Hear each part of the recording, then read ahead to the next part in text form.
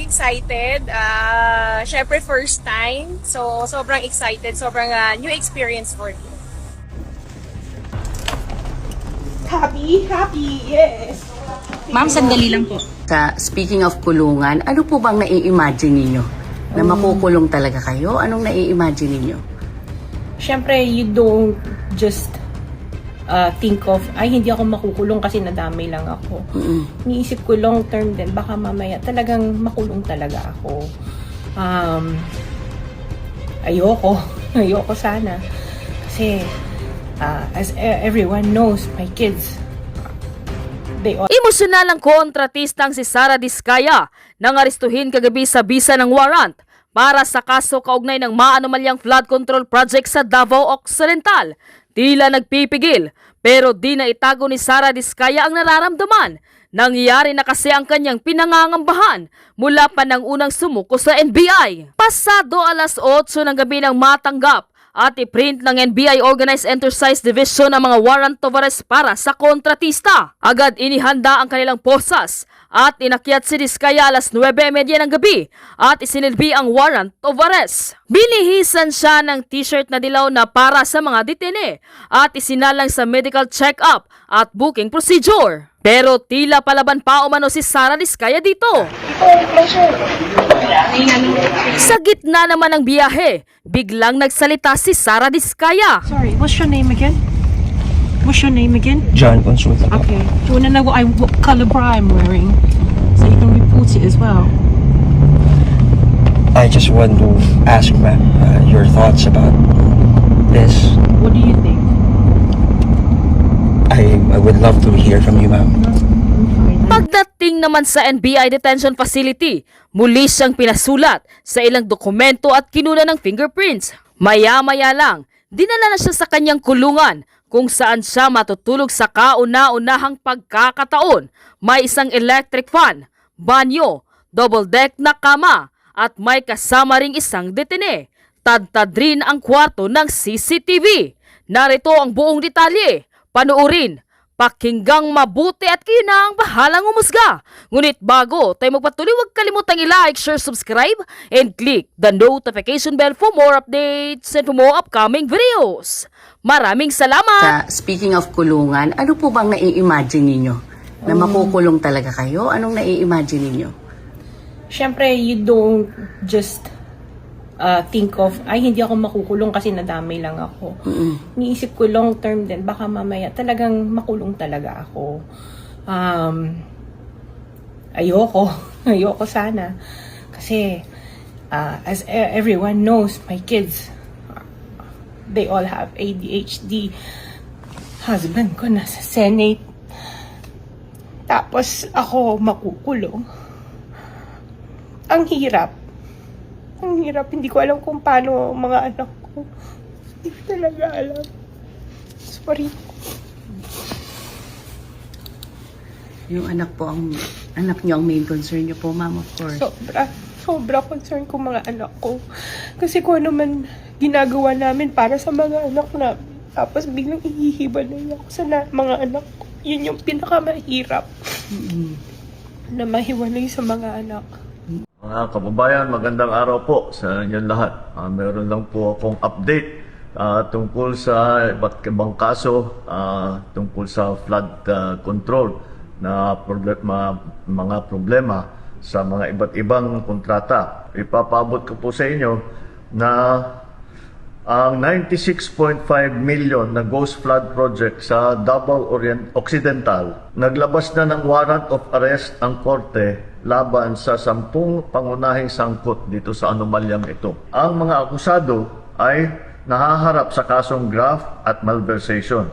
Ito pong mga kasong ito, hindi po bailable ito. Hindi pwedeng bayaran ang kanilang para sila'y makalabas sa kulungan. Kabilang na po rito si Sara Diskaya na sa kasalukuyan ay nasa kustodiya ng NBI. Bukod dito, may 8 opisyal pa ng DPWH ang nagpahayag na kagustuhan nilang sumuko.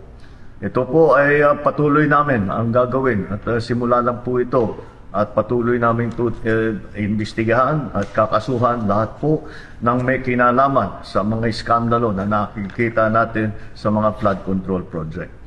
At titiyakin po natin na hindi lamang sila ay makakasuhan, kundi maibalik ang pera ng ating mga binayad ng ating mga kababayan ay ibalik sa kaba ng ating bansa. At maraming salamat po at magandang araw po sa inyo. Mga kabunyog, mga kababayan, napansin nyo ba na yung mixed yung emotions ni ni Sara Diskaya? Mixed yung emotions niya doon sa pag-aresto sa kanya ng NBI. Naghahalo yung naghahalo yung siya. Maiiyak, emotional, pero nagpipilit siyang ipakita na pa rin siya, kumbaga, kaya niya ang lahat, pero ang totoo, talagang ang bigat na nang nangyari sa kanya. Yun, naghahalo-halo yun.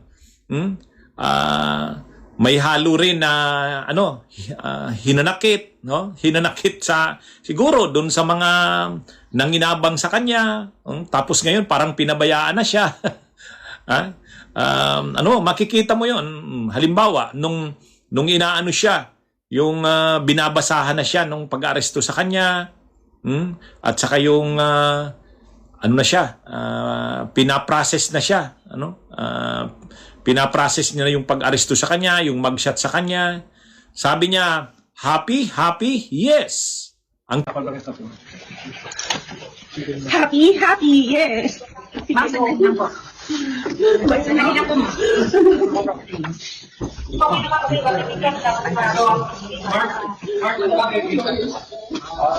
Try another way. Try another way lang. Okay.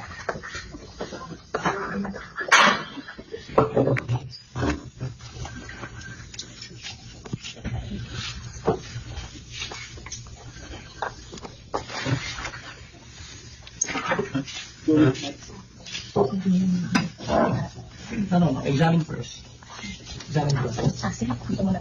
Tinutukoy niya doon, ako sa tingin ko, masaya na kayo? Masaya na kayo?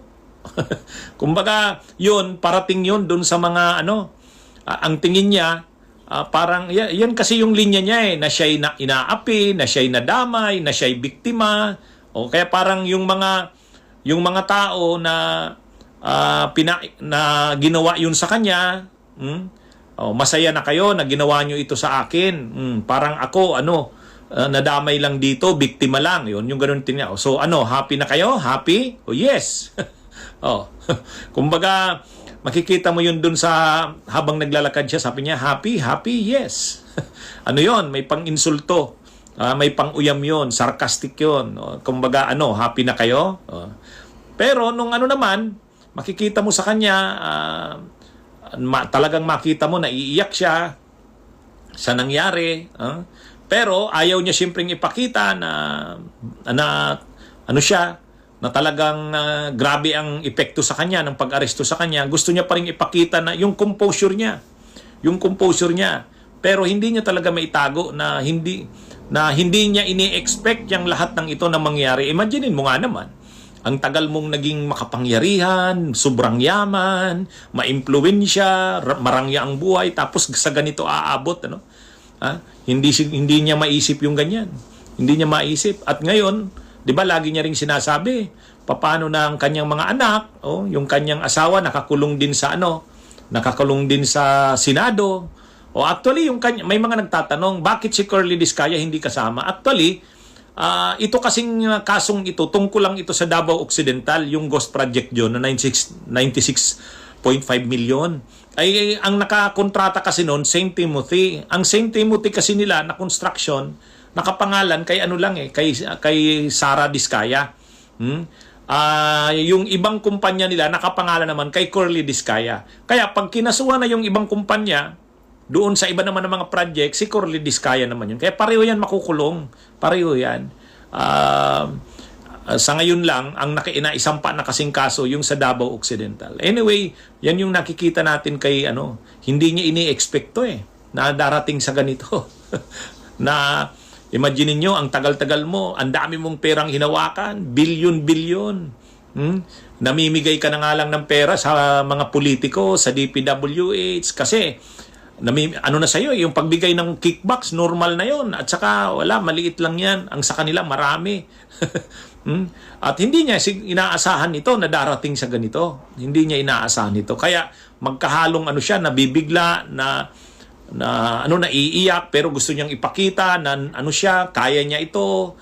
Pero alam niyang mahirap ang sitwasyon niya. Hindi niya inaasahan ito. Yan ang nakita natin sa pag-aresto kay Diskaya.